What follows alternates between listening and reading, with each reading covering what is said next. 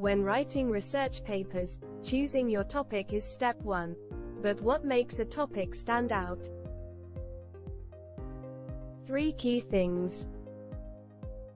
First, it has to fascinate you. No snooze-worthy subjects allowed. Write about something that gets you genuinely jazzed and inspired.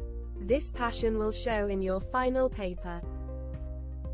Second, get creative. Rather than well-worn themes, find a unique angle or perspective to bring fresh life to a subject. Give your new spin on it. And third, don't go too broad, or you'll never fit it all in. Narrow it by focusing on a specific period, location, group, or issue related to your topic. Think about your interests and what gets you curious or fired up.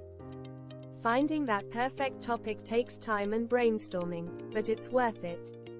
You'll write way better papers on subjects you care about.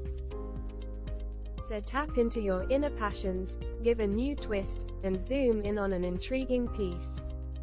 Follow this formula, and your research topics will be winners. Share your top tips for choosing research topics in the comments. And don't forget to like, share, and subscribe for more research help. Thank you for watching. See you next time.